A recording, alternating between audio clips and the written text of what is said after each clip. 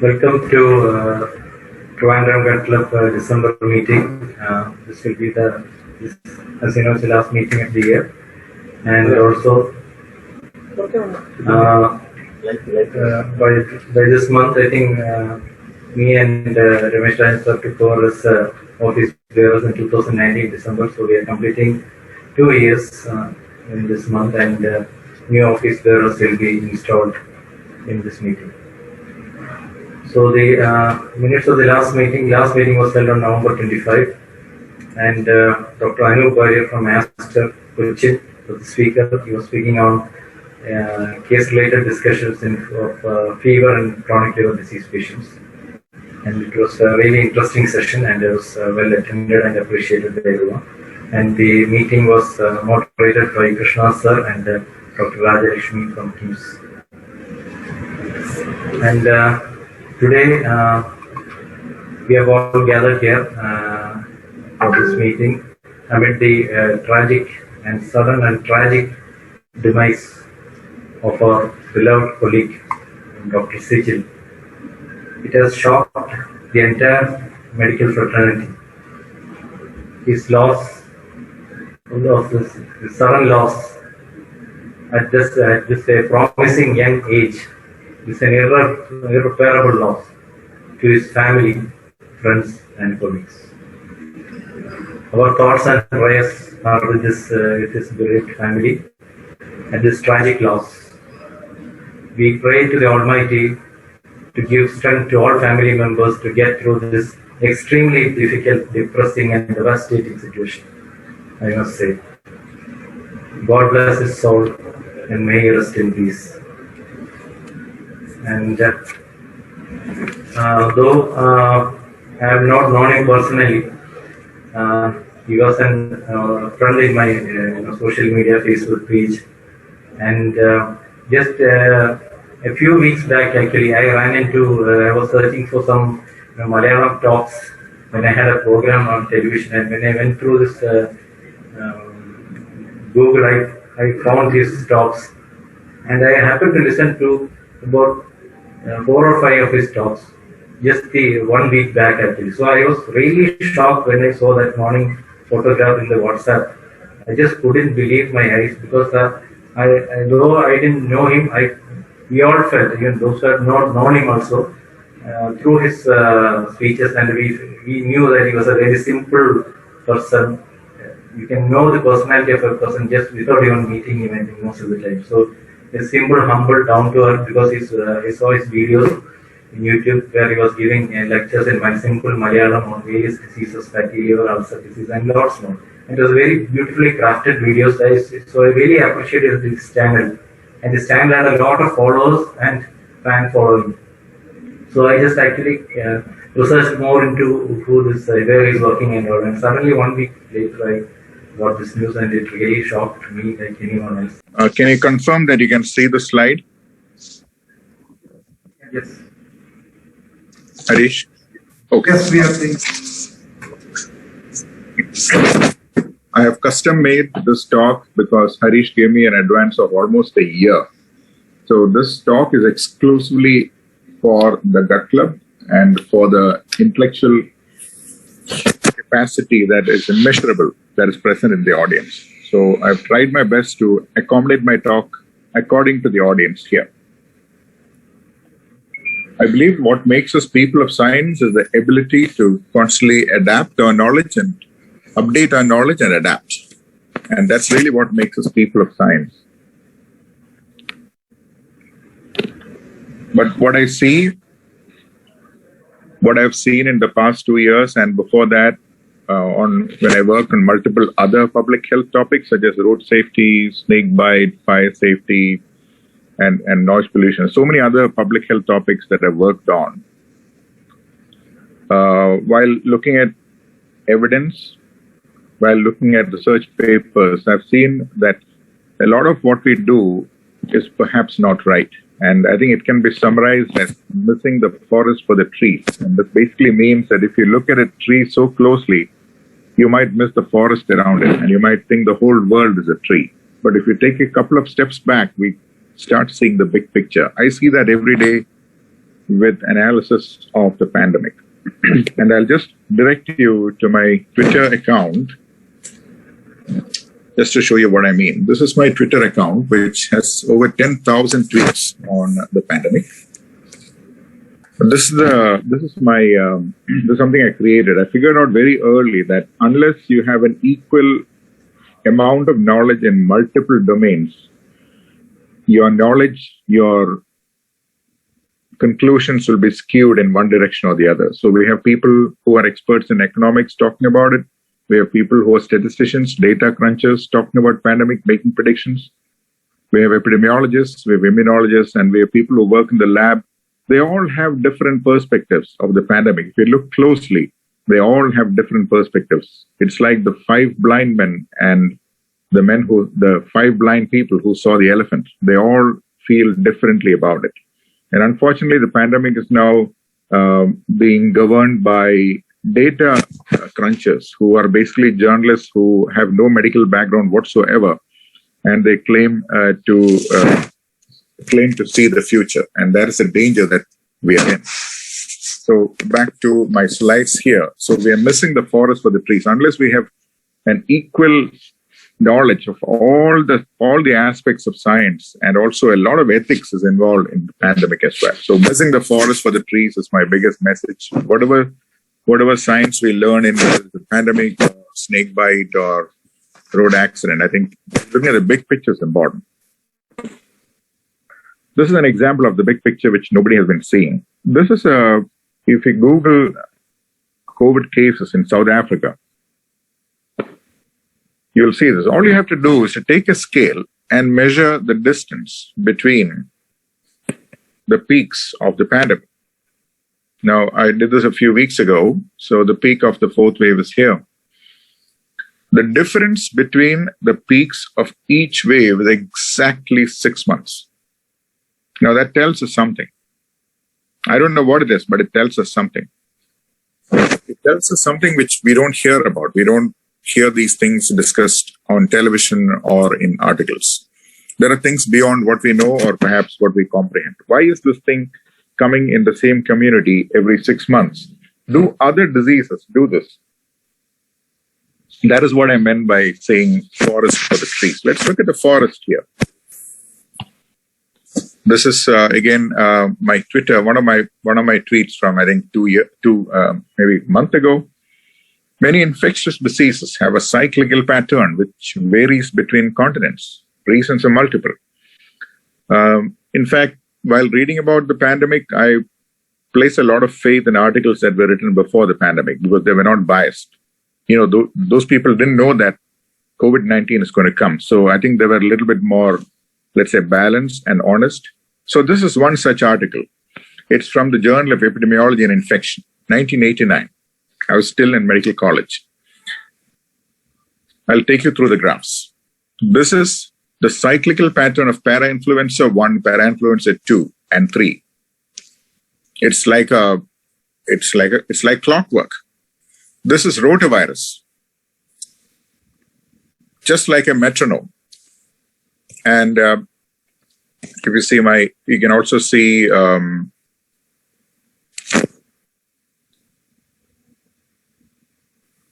rubella and parvovirus. So many viruses. The COVID-19 is not the first virus with the cyclical pattern. So what we need to understand is that this is a new disease, which is a cyclical disease. And it's going to be here. It's going to stay here. And not all countries are going to have this exact 6-month pattern. For example, India's pattern is similar to Indonesia. So it's possible that there are some other aspects of it. For example, weather conditions, the humidity, people's behavior, festivals, immunity levels. There's so many factors that go into it. So we need to keep an open mind. And one of the lessons I learned very early in science is this: I must respect the unknown. So I have a lot of respect for what is not known. I believe that most of knowledge is not invented yet. So we are looking at just the fringe of the knowledge. But we believe that we know everything, unfortunately, and that's something we should stay away from. So this is the neurological aspect of it. In fact, in during MD medicine, my favorite subject was neurology. And for some reason, I did not take it up. So here we have a very important distinction when we are scientists. We must know the difference between science and belief. And sometimes the distinction between the two is so minimal that they merge. But the neurology doesn't merge. Belief is by the limbic system, which is illustrated here, and science is dealt with almost exclusively by our frontal lobe, which is really what makes us different from other members of the animal kingdom. So this is a distinction. So science is impartial. It's about numbers, and if we are proven wrong, it's perfectly fine. And this, I'll come to that. Whereas belief is different. Belief is formed. It's automatic. You can't control it. It's involuntary. You can't change it, which is why when people mix the two, you can see so many conflicts happening. I think that in communication, I also teach communication. I happen to be the state IMA communication skills convener for doctors. So when we communicate with doctors or with patients or other people or with society, I think if we know the distinction, we'll be able to do a better job. So look at this example. Beware of this particular logo. It's called Frontline COVID-19 Critical Care Alliance. So very impressive looking names are there. There are so many such apparent societies. They're all there to push one agenda, that is basically they want to sell pills in the guise of the pandemic. And this is one such pill which is a worldwide hit. It's called ivermectin, good for worms, particularly for dogs. It's good. I give my dogs ivermectin once in a while for their fleas. And as gastroenterologists, we prescribe that once in a while when it's indicated. But all over the world, there's a belief. See, this belief has gone into ivermectin. There's a belief that there's a secret agency, there's a secret force headed by Bill Gates and other hidden rich people who had created the pandemic and they're trying to profit from it. So that's a belief. It is this belief that partially drives vaccine resistance in some Western nations. And it is the same belief that makes them turn into unproven remedies like ivermectin. Unless we know the science, unless we know the biology of it, we will not be able to counter it. And that's again really where United States went wrong. So this is a beautiful graph of what is called confirmation bias, which I've heard Dr. Narendranathan talk about several times. So this is a very nice overlapping graph that shows these are our prior beliefs, whatever we believed in before, and this is science, and we only see this part of the science that conforms with our own beliefs. So anything that's lying outside the realm of our beliefs, we tend to say it is not true. And I believe that all of us are victim to this. So confirmation bias, I call it a scientist's biggest enemy. And some challenges and barriers I'll go into. We do suffer, especially as doctors and as patients, from what's called a most favorable opinion syndrome. If someone gives us a very good prognosis or a very good opinion about a condition, we tend to follow that. And before the pandemic came to India, we all saw what happened with Indians are different rhetoric. There were people who said India is immune because we have so many other diseases and we are all naturally immune. We thought diseases of China will not come to India. So we know where that one went. And then we have, in 2020, we saw the in my experience attitude. When nobody knew how to treat COVID-19, people were throwing everything at it. So everybody was convinced whatever they were doing was right. So that is the in my experience attitude. Again, very, very dangerous. And then now we have the boosters that are coming in now. When vaccines came in, they were a good thing because they stopped people from dying. That's great. But then when more and more doses came in, the boundary between science and business got blurred. So now people are going into what is called the no harm giving it. Let's say no harm and giving it. So no harm giving it is not a scientific approach at all. Either you say yes or no, you must have a rationale for it. So I'll take you through a very interesting example of bias. There are about 50 different types of bias. I don't even pretend to know half of them. I've just outlined one or two. Confirmation bias I mentioned, and ascertainment bias is another one. Now, what is ascertainment bias? When Omicron came to India, we all thought, hey, all these cases were all healthy people. They're not even admitted to the hospital. So all the media started saying Omicron is such a mild illness. Did we ever wonder why that was? Because we were testing people who were fit enough and young enough to travel and who were all obviously vaccinated and had been tested. And they all belong to one particular socioeconomic category. They belong to the upper socioeconomic category. who were perhaps more educated, and they were all vaccinated. So when they picked up Omicron, all the cases had to be mild or asymptomatic because you were testing people who were just traveled. So by default, we're going to have a sampling or a cluster of people who are mild or asymptomatic. So with that, people concluded that Omicron was asymptomatic or milder. So I often use in my talks, I use this example. You could use this as well when you teach residents or medical students. Suppose we do a survey on the food preference of Indians. And suppose I choose to go outside an Udupi vegetarian restaurant. I stand outside there and then I survey all the people coming in to take food. And I ask them, what kind of food, sir or madam, would you prefer, vegetarian or non-vegetarian? Chances are 90% of my clientele are going to say they prefer vegetarian food. So I come to the conclusion that 90% of India prefers vegetarian food, which is completely wrong. That's because I chose the wrong sampling method. I left out many people who should have been included in the sample by choosing the wrong method. The same analogy that I used with Omicron. So that is called ascertainment bias. Credibility is something that I value the most, and if there is one virtue I strive for, this one, credibility is it. It is, and I'll just leave it there as a single word. And I will not take you through the details of how I try to achieve that, but this is one of those. I am constantly willing to accept that what I'm saying is wrong, and this is something this is a message that I occasionally send to a few trusted friends of mine. Ibi is one of the finest doctors. He belongs to Trivandrum. He's a neonatologist based at Sunrise Hospital. And this is my message to him just a few days ago. This is to Dr. Arvind. So I asked him the following. Hang on a minute.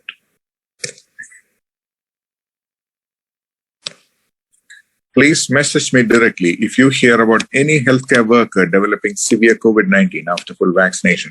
Why would I not wait for Lancet to publish? Because everything that is truth does not really come in Lancet. So we must really do what's called grassroots level data collection, talk to people of all genres, especially in a fast moving situation like the pandemic. We can't rely on articles that are published by accomplished scientists or journalists. We can't. So about 30% of my pandemic time goes in stuff like this. And I believe it helps me. It keeps me grounded. And I look for what is called signals. I look for signals. We don't want noise, but we want signals. Signals are true signals or true data, true bits of information that could change the future. For example, South Africa, there was a signal from South Africa from Penny Moore and Co. or Julio D. Oliveira. They were the ones who sent out a signal. Hey, there is something going on in South Africa and Gauteng province. That's where the story of Omicron started. So we look for signals. And this is our Tuesday COVID meetings. We've been running it for 2 years. I've been chairing it. And this is from last week. We had Dr. Shashank Joshi join us from Mumbai. And there are so many things we do to keep in touch with the reality. This meeting is a meeting of like-minded people. Like I hold it like a coffee table meeting. There is no senior, there is no junior. Everybody is equal. We sit around like friends around a table and talk. So we do a lot of brainstorming. We've sent out plenty of publications, not only to the doctors, but also to policymakers and media. And this is, again, one of the methods that we use to stay grounded so everybody benefits from each other's knowledge and experience. The flow of scientific knowledge, it goes in this direction. Doctors know most about science. Our knowledge must go to policymakers, to media, and to the general public. All of us have a role in it. And but when this flow, if you stop this flow, one might wonder what's wrong with that. Let somebody else do the work. Right? If the policymakers talk to them, media talk to the general public. You know where the problem is? The problem is that space gets filled by the fraudsters. Now, we did a very, very fine job in keeping the fraudsters at bay for the past 2 years. Anytime they put anything out, whether they belong to modern medicine or otherwise, trust me, there were modern medicine doctors who behaved like fraudsters. Now, we were severe on them. We clamped down severely on them. And eventually, people figured out, because whatever we said came true, people trusted us. So the public in Kerala at least trusts the doctors on that. Right. So fraudsters, by default, they have better communication skills. They whatever they say, it's more believable. So that is the problem with fraudsters. So if doctors fail to do this, if we just stick to what we do and we fail to communicate to the public, then fraudsters will fill that gap. And I honestly believe that. And Mark Twain, I believe it is Mark Twain who said this. You've probably seen my article on hoaxes. I wrote that 5 years ago. The science about hoaxes, how fake news spreads. My article opens with this line: a lie can travel halfway around the world while truth is putting on its shoes. We saw that just yesterday. And I don't counter all the lies, and because some, like we just won the cricket match in South Africa. When you play cricket, I'm not a very good cricketer. In fact, I'm not a good batsman either. But we know from cricket that if a bad bouncer comes at you, you're better off leaving it alone than trying to hook it. Because if you try to hook it, you'll get out. So likewise, if there is some bad news, some fake news, we tend to leave alone. But there are some that you need to play. You have to play the ball. So this is one such fake news. It came yesterday. I'm sure all of you have seen this a million times yesterday in your WhatsApp group. He is a top doctor of Israel, MD. Just go through his tweet. And this is, in fact, somebody called Vinay Kumar from Delhi. Now, it's not this doctor's fault. This doctor is not from Israel. He may have roots in Israel, but he is a heart specialist he's a private practitioner in Los Angeles. I mean, he's been writing stuff on his Twitter handle. It is not his fault. Anybody can write anything nowadays. But the problem is somebody copied it and then started it. And so I went back and looked at his Twitter handle and I found some very interesting stuff. He said you could have 2 million cases of Omicron daily, all mild, no worries, no closures. Don't let them scare you. And the pandemic is a blessing, very spiritual approach to it. So I ended up having to send this to counter it because, as I said, somebody has to do it. So I'm not going to read this out for you. You probably saw it. I didn't put it in the ISG group because I think my ISG group was overloaded.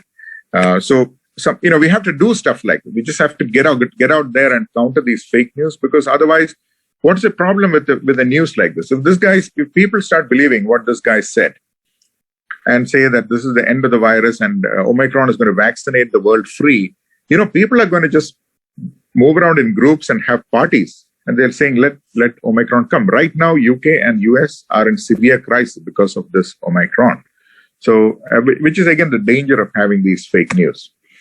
And then there's a problem in India that, especially among seniors, they believe that if it is printed, it must be true. And that's one of the reasons why older people tend to believe WhatsApp messages and Facebook messages, because they say it came in print, because they grew up in an era when everything that was printed used to be true because there was an editorial board. Now, none of these things have an editorial board. Half of social media or the digital media, they don't have any editorial boards. The newspapers perhaps have it, but beyond that, there is no editorial board. But now they probably haven't realized that the society has moved on. So if it is printed, it must be true, no longer is true.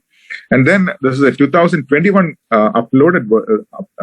reloaded version. If it is in the Lancet, it must be true. Now I hear that often by clueless politicians who sit and try to talk in panels and they try to evoke Lancet. So again, it's wrong. If Lancet is a journal and anybody can publish it, and just because it's published doesn't make it true. This is some good news that came today. There were 3 brilliant papers that came out today, and this is one man you want to follow. His name is Alessandro Setti, and that's Alessandro Setti there. Alessandro Setti and his team, and also Professor Shane Crotty, Albert Graffoni, all these are the top people in the world who study immunology. These are people who do it for a living, and they are good at what they do. What they've basically shown is that the T cells, they do not wane, and they actually protect us. And I'll just take you through a little bit of immunology. Harish, how much time do I have left?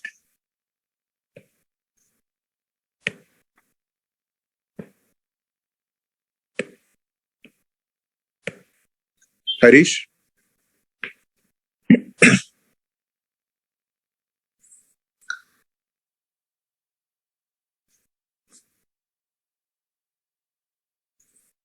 Are you able to hear me? Yeah, can you hear me now? Yeah, I can. How much time do I have? You can take your time. We have maybe 10 minutes. 10 minutes? But there's some audio issue I wanted to check with you. In between, there's some disturbance coming in your headphone. Is that right? Okay. If there's any issue, just call me on my phone. Okay. So you can see the whiteboard? Yeah. Okay. I think it's important that we discuss today's papers, but before that, let me take you through some very basic immunology here. So here's a cell. Suppose this is a SARS-CoV-2 virus.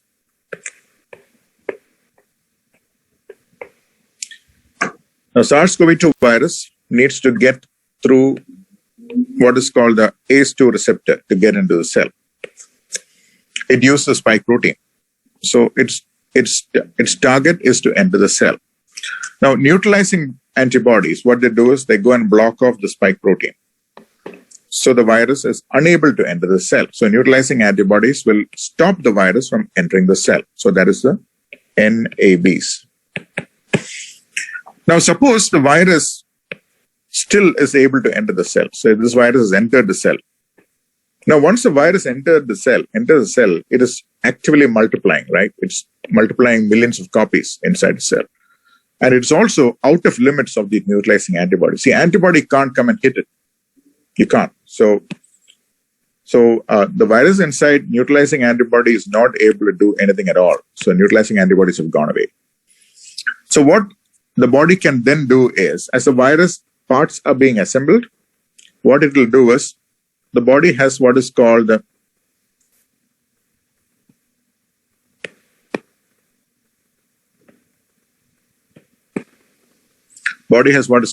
major histocompatibility complex, MHC1 molecules. The body detects these virus particles and they sense these particles and displays them on MHC1 molecules. So here's another MHC1 molecule. So this is basically the body's cry for, the cell is sending out an alarm. As soon as the alarm is heard, we have the policemen come in. These are the CD8 or the cytotoxic cells.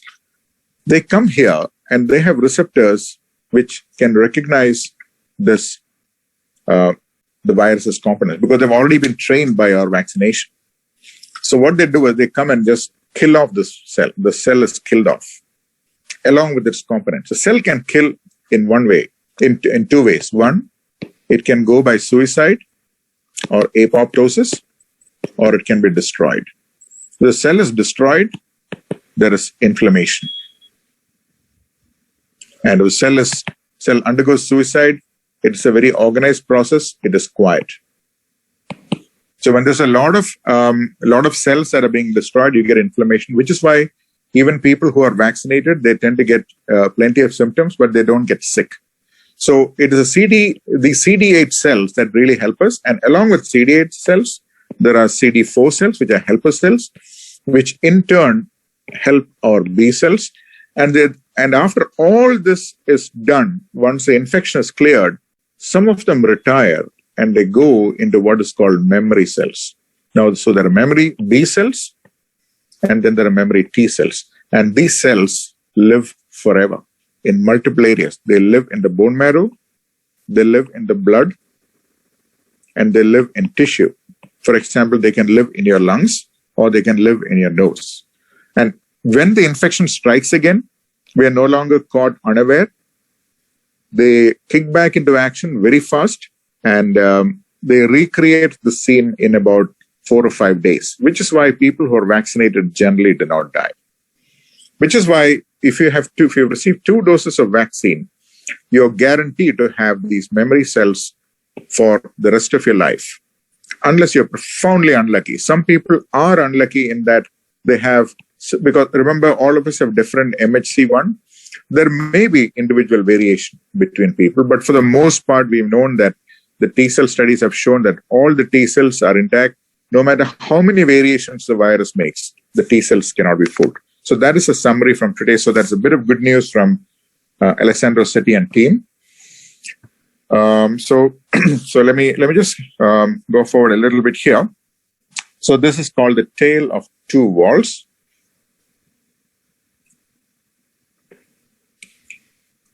This is immunology simplified. This is again something that I created. If somebody is vaccinated, immediately after the second dose, there's a big wall of neutralizing antibodies that's circulating, and this only lasts about 10 weeks. Neutralizing antibodies, as I showed earlier, are antibodies that go and they're like glued to a key. If you have a key and you put super glue on the key, then the key can't open the lock. Pretty much neutralizing antibodies work like that. So after the second dose for about 10 weeks, you get a high level of neutralizing antibodies, which invariably it will come down in 10 weeks' time. And then this is after about 6 months, the NAB wall has come down. See, the virus can leap over. You can get a bit of an infection, but your second wall, which is your T cells and your memory cells, is unchanged. If you're unvaccinated, there is no first wall to start with, and younger people are able to build this wall fast, the second wall, the T cell wall. But the older a person gets, the construction gets a little bit frayed and it doesn't come up so quickly. So this is young, like 20, and this is old, like 85. So the second wall might not be constructed fast enough. So that is, again, one of the reasons why there's an age gradient. This is a graph from today. Again, I just put it on my Twitter just before my talk. Down to earth, I call it. The booster effect lasts exactly 10 weeks, which I think I circulated that video from Dr. Chin Hong from University of California. 10 weeks is the duration of neutralizing antibodies. And this graph from Israel shows that this is a boosted group. The boosted group really comes down. The 2-dose group comes down. And at the end of 2 months, the 2-dose and 3-dose equals, they become equal. They equalize here. See, they're equalizing at this point onwards. So this total duration is about 2 months. Again, we know very well that high levels of vaccination will not prevent future waves. No surprises there. And this is, again, one of the big pictures, again, that shows that if you focus on this graph, this is the age gradient, different age groups, and these are a number of deaths that are counted, and the length of each color segment represents how many deaths happen in each age group. Now, if you see here, the brown line here, it is drawn for the 45 to 49 age group, and all the age groups less than 45 I have shown over here. Can you see the tiny red speck?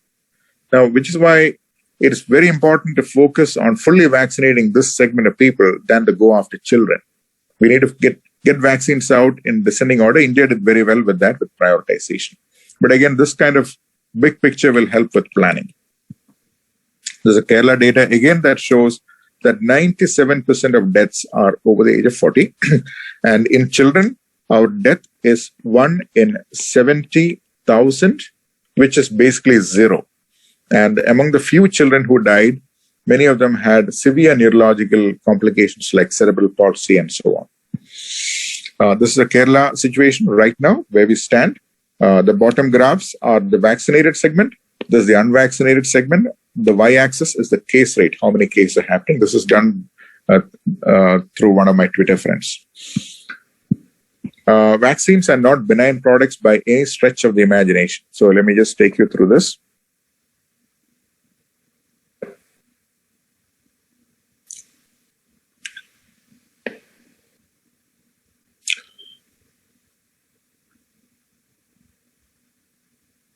Okay.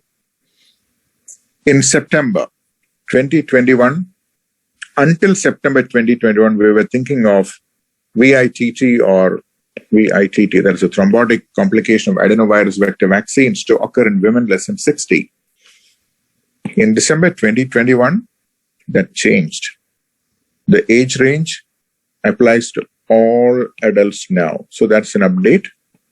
And the vaccines that are adenovirus vector are our own Covishield and J&J's vaccine. So remember, vaccines are not benign products. Even though they are often portrayed to be like the vitamin pill, they are not benign products. The people who suffer complications suffer terribly. In our Tuesday meeting, we've analyzed papers and we've interviewed people who publish papers. We have our own papers from Kerala that have published on complications. The Aster group from Cochin and the Spine Hospital in Vaikom, they published together a series of people who developed Guillain-Barré syndrome, and many of them required to be on a ventilator. Now, it's no fun for these people, while it's just a piece of statistic for the rest of us.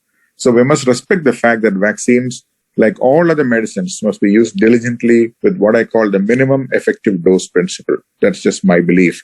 No more than absolutely necessary. That's my principle. So I'll end with this. My summary is as follows. 1, COVID-19, you can call it whatever you want. You can give it all the fancy names, but at the end of the day, it is essentially a new cyclical viral disease. Second, this is not a vaccine preventable disease like polio or measles. There is no herd immunity. That's absolutely the wrong narrative. Number 4, public health measures are the solution, whether we like it or not. As we know, science is inconvenient. It does not wait for our comfort. There are no magic pills. Antivirals that are coming in are of marginal benefit. If you look at the absolute risk reduction is marginal, and that drug molnupiravir was only studied in unvaccinated individuals, which meant that that study was geared for success. Now, this trial, the makers would not even dare to try it in vaccinated people. I believe that they're trying the drug out on vaccinated people, and if in unvaccinated people the difference was 30%, I don't know what the benefit in vaccinated people will be. Molnupiravir, again, I don't mean to be pessimistic. I'm just telling you the facts. There are no magic pills for this virus. Vaccines, 2 doses. They protect long-term against severe disease. If one fact has emerged in the past 12 months, this is the fact. We can believe that. The minimum effective dose principle, not only for vaccines, but for all medications and other interventions that we use, is a good principle to keep in mind. And to me, with all my reading, there are 2 comorbidities. The first is age, and the other is an unvaccinated status. Everything else is an ornament. It comes attached with age. Age and being unvaccinated. The age is something we can't change, but being unvaccinated is a status that we can change. So with that, I'll stop. I think I'm about 3 minutes over time. Thank you. Turn my camera on. Any questions? Rajeev, what is your opinion about the third dose? Third dose, it will be helpful for third dose will be helpful for a subset of people who are either immunosuppressed, who will fail to generate an immune response with 2 doses, and secondly, anyone who is inherently at very high risk for a bad outcome should they get a breakthrough infection. So we could decide who that is. Will a 35-year-old require a third shot? Absolutely not. There is no need for that. In fact, I think the risk of giving a third dose is far more for a 35-year-old or a 28-year-old. Now, you can argue whether a healthcare worker who is 35 or 28 will need it. I don't know the answer to that. Again, I don't think there are any black and white answers there. Giving a third dose, we saw that it will not protect us for any longer than 2.5 months tops. It will not. And it does nothing to increase the T-cell immunity. And what we also do not know are the long-term effects of multiple stimulations of the immune system. We simply do not know that. Will you take the third dose? I don't. I won't. I don't plan to. Any other questions, please? I'll give you one more point about third dose, sir. The only data we have about third dose is on mRNA vaccines.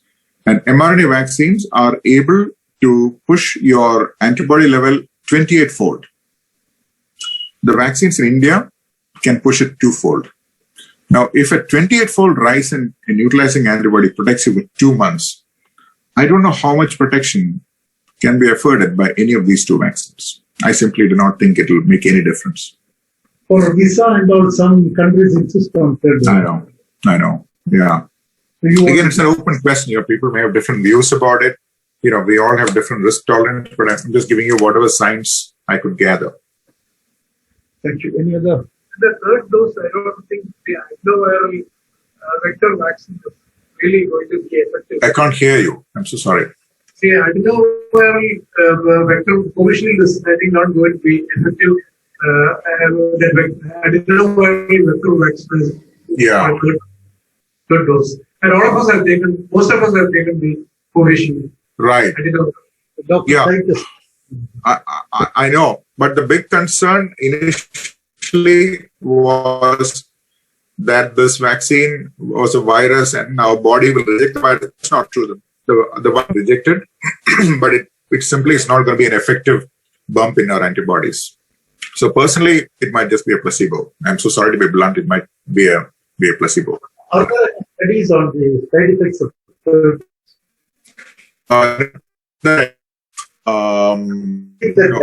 none that I know of. But I'll tell you one more thing. The incidence the incidence of Guillain-Barré syndrome has been studied both in India and in Britain.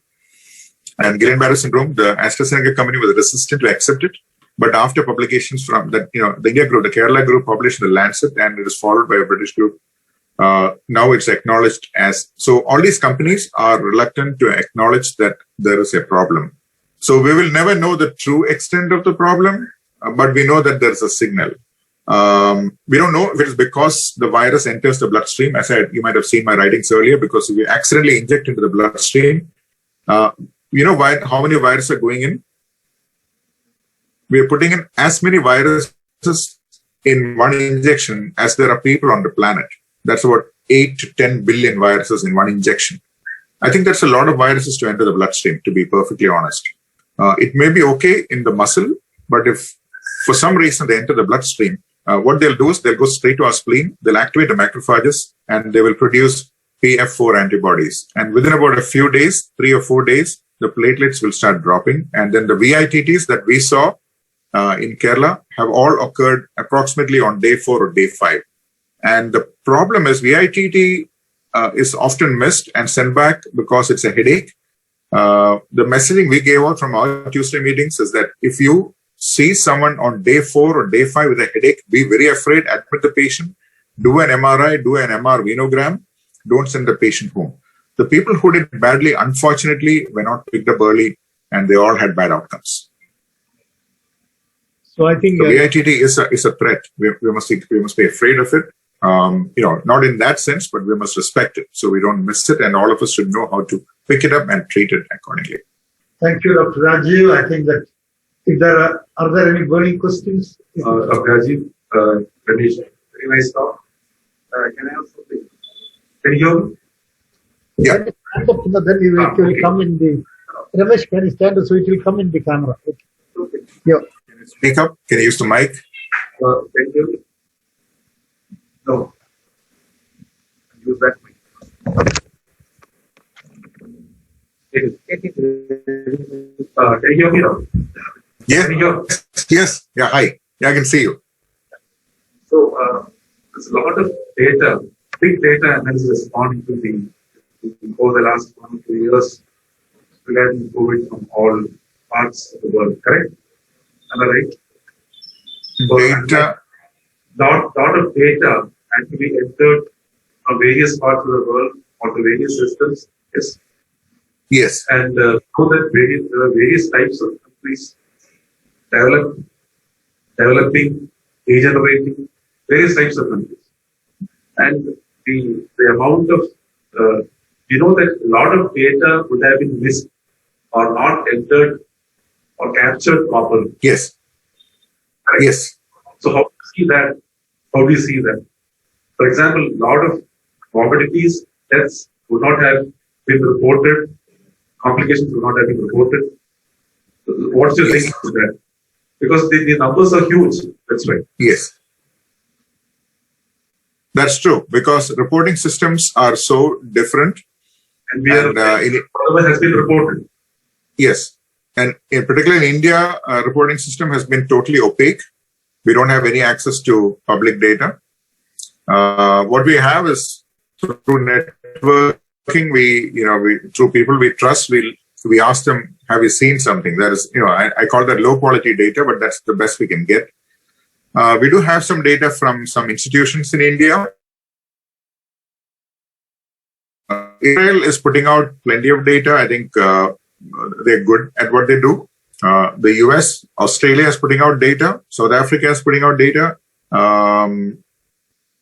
And you saw our own study on healthcare workers after the vaccination. Our group put out the largest study about post-vaccination symptoms, and that was in fact quite reassuring. But I agree, there's a lot of heterogeneity in data. I think is that not your point? And also about side effects of vaccines.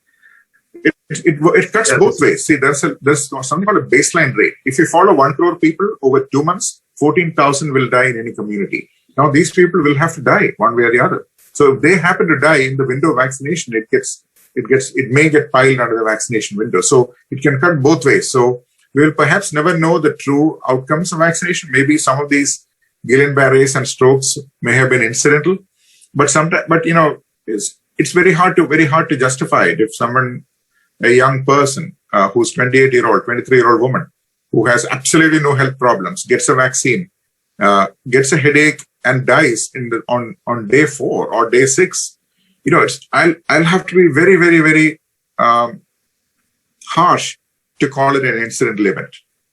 Those are the kind of events I'm talking about. So thank you, Dr. Rajeev. It was a last question. Dr. Jayadevan, Dr. Titus here. Can Omicron produce multiple inflammatory syndrome? That is number one. And whether the Guillain-Barré syndrome is due to the COVID or whether it's due to the vaccination.